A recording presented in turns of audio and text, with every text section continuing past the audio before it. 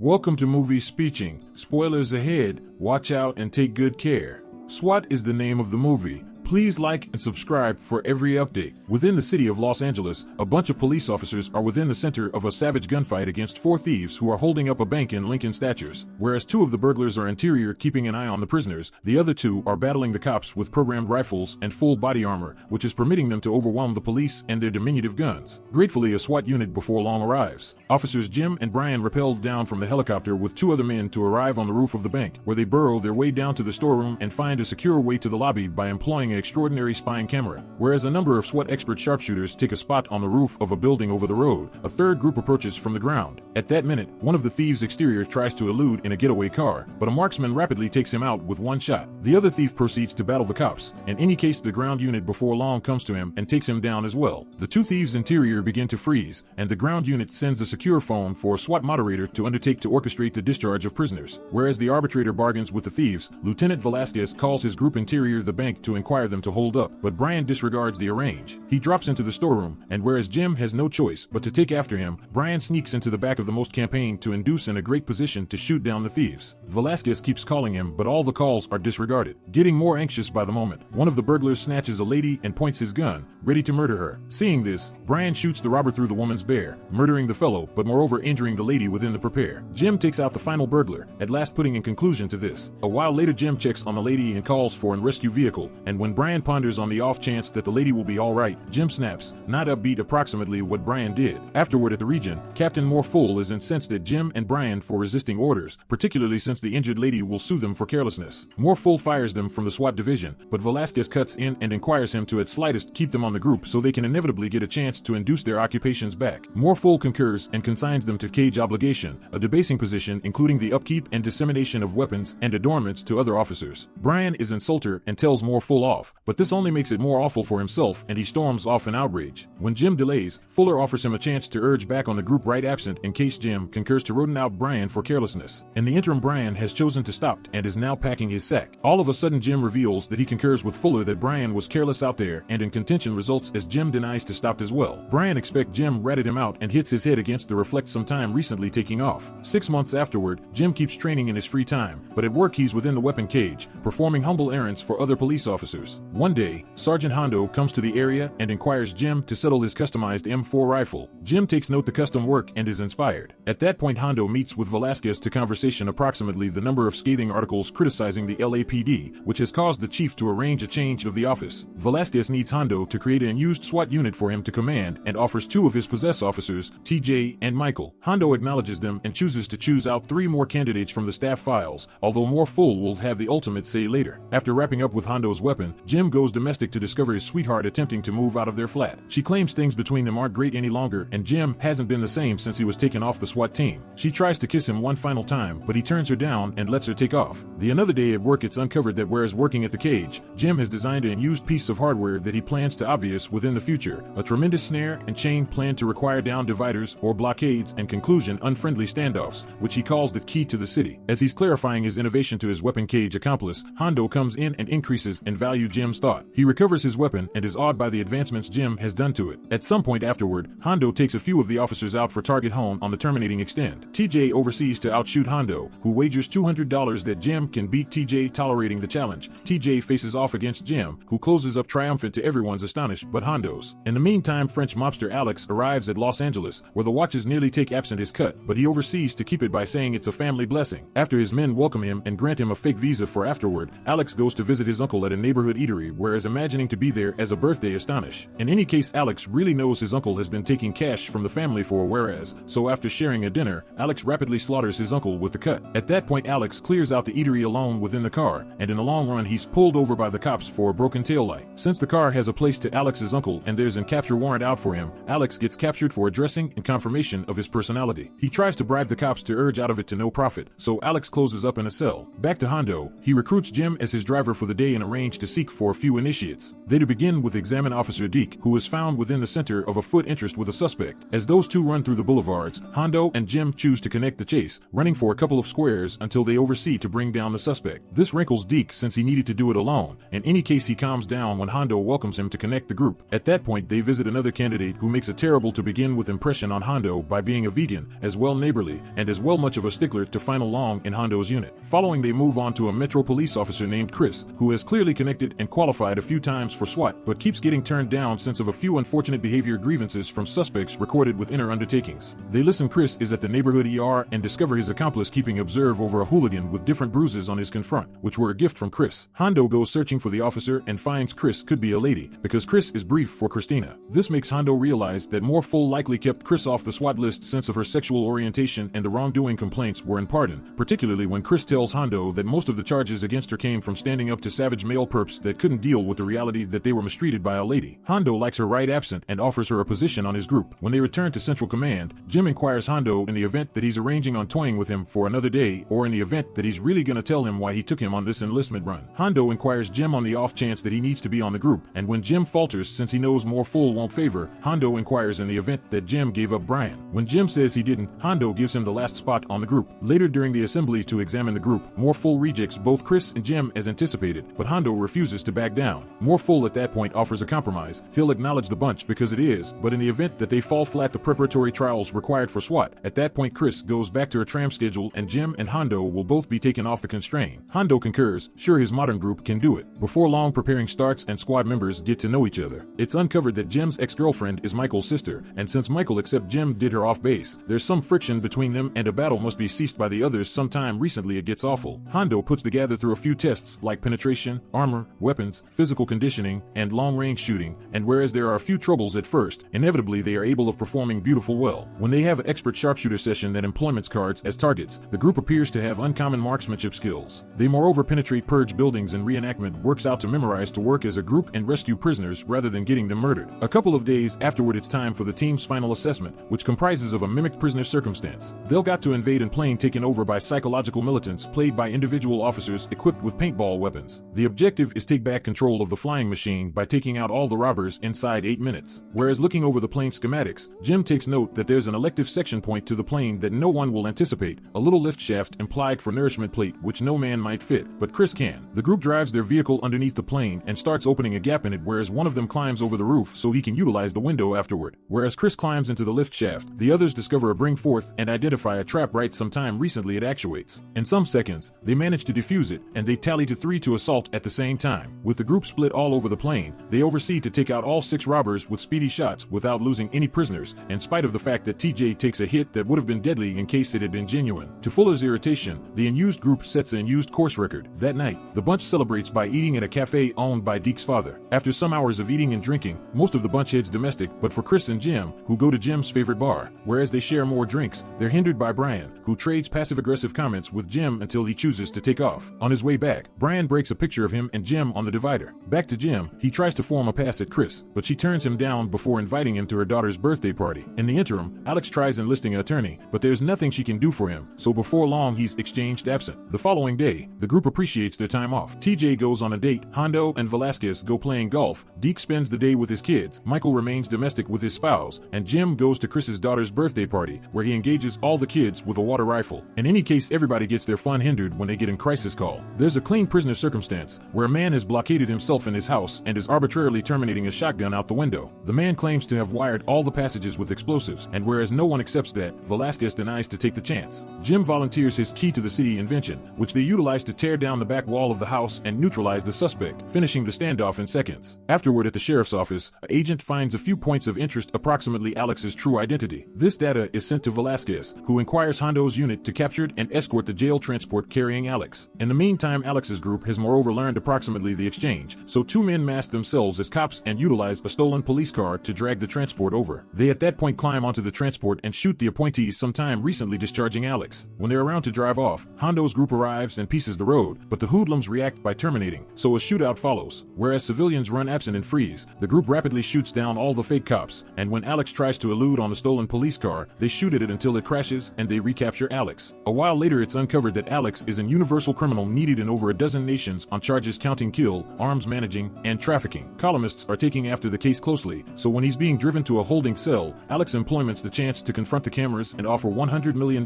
as a compensate for anybody who can break him out of Imprison. The newscasts of each channel rehash the claim over and over as they affirm that Alex has the monetary implies to back up his guarantee, drawing in the consideration of each band in Los Angeles. Hondo's group is disappointed by this, knowing it'll make their work that much more troublesome. At that point, Hondo's unit goes to the roof to empty Alex by helicopter, but when the chopper is almost to reach them, abruptly it gets shot by an inconspicuous expert sharpshooter. The helicopter loses control and before long crashes on the road, where it detonates. The group takes Alex back interior and makes a modern arrange. They'll lead the criminal absent through a motorcade. They take off in cars and bicycles, disregarding the insane fans that need to induce Alex's attention. They need to halt when they discover a destitute man crossing the road exceptionally gradually, but this turns out to be a trap, and a bunch of group individuals before long start assaulting the cops. Whereas some trucks crash against the police cars, the other hoodlums open fire and toss smoke grenades, killing a cruiser cop and harming 2 other officers within the handle. In any case, when they attempt to induce Alex, they discover a dull instep. It turns out the vehicles were a distraction, and Alex is being driven down a private get to Regent Underground into unmarked cars stopped a few pieces absent from the base camp, whereas Velasquez keeps observed from the sky. For some miles, Hondo's arrange goes well, in spite of the fact that Alex keeps insulting them and advertising them cash. When they cross the moment checkpoint, TJ all of a sudden stops the car and focuses his weapon at his possessed group, having chosen to accept Alex's offer. Jim and Michael endeavor to reason with him, but TJ is abruptly joined by Brian, who shoots Michael down and uncovers himself as the engineer behind the operation to break out Alex. After handcuffing Jim to the car, TJ and Brian take Alex and escape into the tram. Before long, the rest of the group arrives and salvages Jim while calling the paramedics to treat Michael. Once again, they choose to part and Hondo and Jim chase after the bunch, whereas Deke and Satches surge to the following station. Tragically, Hondo and Jim miss the Prepare. In any case, Deke and Chris report that the Prepare never made it to the another station, so both teams head down the conclusion of the burrow to explore. They discover the Prepare surrendered halfway through the burrow, but Brian and his men are gone, as it were the startled travelers are there. The driver focuses them to a storm-deplete opening and the group enters it, which causes them to induce cut-off from the police recurrence. In the interim, Morfull finds out around TJ's selling out and Brian's inclusion and suspects the complete group can be portion of the operation to free Alex, particularly since they're not reacting. When he finds out an unauthorized runway has been lit up at Hawthorne Air Terminal, he suspects that's where Brian is heading, so he sends all accessible units there. Whereas the group tracks down the hoodlums through a few sewer burrows and avoids bats within the Prepare, Brian sets up a booby trap made with a claymore mine and smoke explosives, in spite of the fact that TJ doesn't like it exceptionally much. Hondo's group disregards the smoke and keeps going, and when Deke nearly triggers the trap, Jim stops him fair in time. Whereas Jim incapacitates the claymore, Brian's bunch comes to the conclusion of the burrow, and they bolt the entryway behind them before leaving the zone. In the long run, Hondo's group finds this bolted, overwhelming entryway, but luckily Jim can fair utilize the claymore to blow it open. Presently, their communicators are working once more, and Hondo explains what happened to Morfull, inquiring him to send vehicles to choose them up. Be that as it may, Morfull doesn't believe Hondo any longer, so he orders the team to stop the mission. Hondo disregards the order, and his group closes up, taking over a passing limo. As they take off, Chris takes note a low-flying fly over the city, making them realize that the fly must be Brian's arrange for emptying Alex, and the airplane terminal is fair bait. The group quickly follows the fly, which is presently landing on the 6th Road Bridge. Brian and his men quickly take the jet's panicked proprietors as prisoners and board the plane, prepared to elude. The group takes the limo to the bridge, and when 2 hoodlums open fire to make the barricade detonate, Hondo fair drives through it without delay. The cops open fire to undertake to halt the plane, and when it doesn't work, Hondo hits the plane's landing equip right sometime recently it takes off, causing it to crash. Another gunfight follows between SWAT and Brian's men, amid which Chris gets hit on the bear. Alex tries to run away, but Deke chases him on foot and instantly recaptures him. Brian takes off the plane securely by employing a prisoner as a shield. At that point, he rappels down from the bridge and Jim goes after him. In the meantime, Hondo goes up against an harmed TJ, who says he laments his activities and inquires approximately Michael. After Hondo affirms that Michael is anticipated to recoup from his wounds, TJ pulls out his weapon and self-deletes. Back to Jim, he rappels down from the bridge as well and lands on a train yard, where Brian takes him by astonish and cuts his hand sometime recently running away. Jim goes after him, and after evading some moving trains, he tackles Brian to begin a hand-to-hand fight. They trade a bunch of hits on top of the rails, and when a Prepare all of a sudden approaches, Jim kicks Brian's head into its path, killing him immediately. After Jim rejoins his team on the bridge, Morfull arrives and praises everybody for their amazing work, but he too focuses out that the job isn't wrapped up. However, Alex is still in their care and has to be exchanged to a government jail, so the team takes a SWAT truck to convey Alex to the specialists. At some point afterward, after effectively conveying Alex, a report of a theft in advance comes onto the police band. Hondo focuses out that their move has in fact been over for 12 hours, but the tired group agrees to head out to their another mission besides. Thank you for watching. See you on the next video.